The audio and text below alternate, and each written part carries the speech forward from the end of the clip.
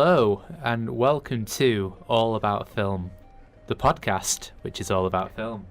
My name's Stephen. We have Olivia Connahan, who is your wonderful producer today. Yeah, definitely, let's go straight into it. Sure.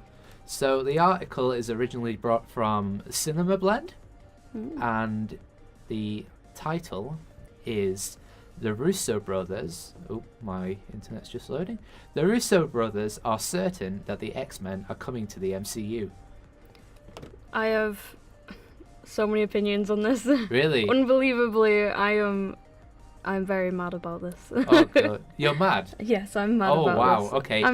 Hold that opinion. Let's read a bit of the article. I shall do. We will... I want to go straight into that opinion, but let's just head into this article first. So, just read a little bit of it. Superhero movies have become commonplace over the last few years. So here is a quote from Joe Russo. If people who are watching don't know or listening don't know, the Russo brothers are the people that directed what's it called? Infinity War, right? Yes. Yeah, thank you.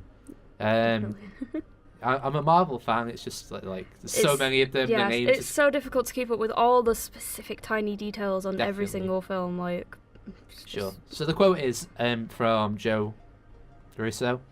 I'm sure of it. I'm certain, with bracket president of Marvel Studios close bracket Kevin Feige, who also has been on a historic run in the business, that he's going to incorporate those characters in under the large Marvel umbrella. Ooh, now that's interesting. Yeah, I'm not too thrilled with it. You're not thrilled? Nope. Let's jump into this. Let's know why you're not thrilled. I'm interested to know why you're not thrilled. It just makes me mad thinking about it. Like, we're gonna get to a point in all the Marvel universes that where everybody is involved. Every single superhero, every single supervillain. They're gonna do a film one day just to end it all off, to blow it all off. That's every single supervillain and every single superhero ever made. They'll start combining DC and Marvel next. I know they will. Definitely. It's ridiculous. I don't think they should be doing this. I think, especially X-Men, like, just keep X-Men and separate. Everything. Yeah, separate. Well, one of the things I kind of wrote in the show notes is that kind of X-Men in cinema over the last, like, coming on 2 decades, but not quite, it's been kind of like kind of telling a story almost of like racism in a way. It's like like closer to xenophobia probably. But are we going there? Oh, we're going there. I think we're going there. No, it's like I don't know if we should go there. It's that whole comparison of like, oh, these people are different and we hate them for a specific reason. Yeah. No, yeah, I get that. That's kind of the story they've been waving in, but like, how do they incorporate that into a film universe where you've got a freaking like giant green man? Yeah, some of these, like, part of the Marvel universe, like, people who are in the Avengers, so Spider-Man and Iron Man and Captain America, they were all they weren't born into what has happened to them. No. They kind of got experimented into it, or it happened by chance. Everyone in the X-Men was born with what they had, or it was, released halfway through their life. The way that it should stay separate from that. It should show like kind of two sides of life. You get born with it and you can still do great things, or it can happen halfway through your life and you can still do great things. Yeah. I don't see the point in mashing it up together. Yeah. Just because, some people I think the two are being a don't bit make sense yeah. Obviously it does because they're from the Marvel comic books and like Wolverine speaks to Captain America in the comic books. So like from that angle, it's been done before. Yeah. But it doesn't necessarily translate well to film.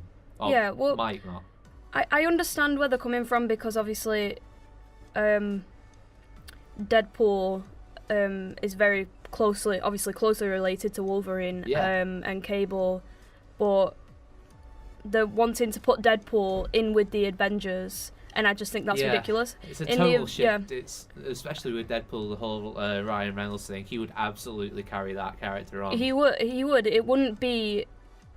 There's too many strong characters in there. Like, there's too many different characters. There's no point in you know, kind of mixing them together Sure. when they've got the same personalities. Yeah. So it's like the one that's supposed to kind of be cocky in the Avengers is Iron Man, and that's exactly Deadpool. If them two had a kind of like a fight, like a trash talk off or something, obviously Deadpool would win because he's a stronger character, and I think he's so much better on his own. Yeah. When he was fighting on his own in like the first movie, I just found it so much better than when he was fighting with everybody else. I just didn't really see the point in it. Sure. No, I get that. I think an interesting thing to discuss is that I think the Marvel Cinematic Universe is what it is today because it didn't have those characters. Yeah. It's like if they had the right, because if people don't know, in the 90s, Marvel sold off the X-Men, Spider-Man rights, stuff like that, to Sony, Fox, because, well, they were going bankrupt, so they sold the movie rights. And a couple of years later, both companies made the movies. Yeah. But I think the MCU is the series it is because they didn't have those characters. If they launched kind of, not necessarily with an Iron Man movie, but say Marvel launched in 2007 a Spider-Man movie or an X-Men movie, we wouldn't have the cast of characters we had today. We wouldn't be going to this, you know, the stories that we're having at the moment in the MCU. Yeah. I read in an article as well that that they'd probably replace Jennifer Lawrence's character. Oh, Mystique. They'd be recasting that. They're going to be recasting Mystique and everything. If they add these together, nobody's going to like it. Nobody is going to like it. Everybody was miffed off at the end of Infinity War, especially me. I was confused at anything. Yeah. Hopefully no spoilers for that, but like, it's just going to start off another riot.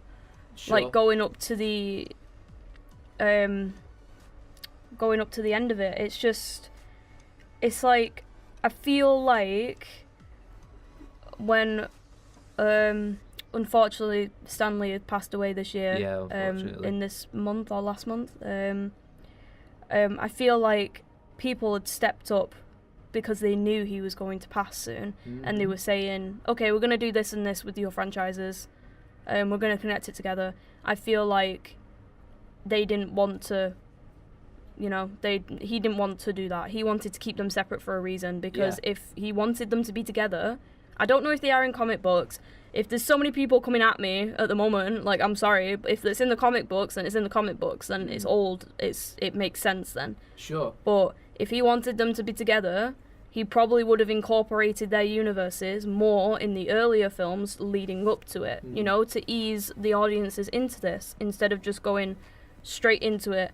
Because if everyone was together, what's that going to be, about 30 superheroes, like, against Thanos or something? It's ridiculous. They're just not going to do it. And then, one, that's going to cost a crap load of money, because they have to get all of those actors that are really big stars. Yeah. Two, they're going to have to probably have an explosion every 4 minutes, because everybody makes explosions. Well, that's the thing. Especially, like, Cyclops has a exploding eyes.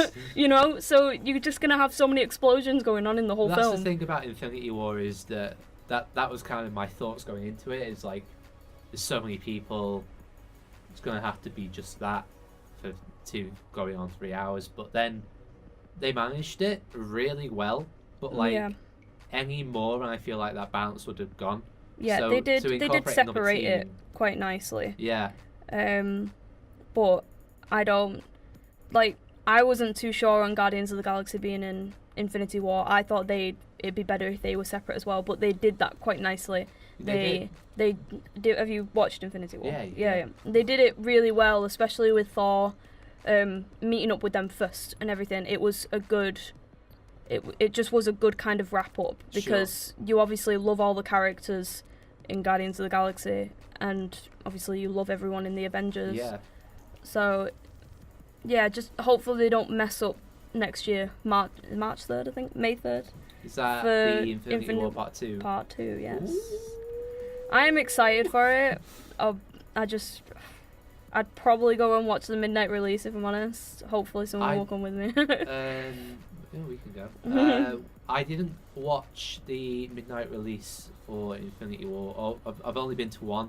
It was Civil War, the midnight release I went to. I watched Guardians of the Galaxy, Volume 1 and 2 in midnight release.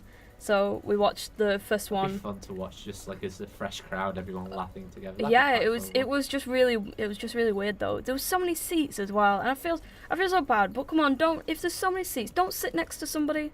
Don't do it. Don't sit next to somebody who's not. That to me on the bus today. Oh, it's so irritating. I just had somebody next to me crunching popcorn really loudly. It's like, no, stop it. Please leave. Yeah. I don't care if you've booked these specific seats. It's halfway through the film. Obviously, nobody's coming in now. Yeah, just move. Just leave me alone. I just want to watch the movie in peace. Yeah.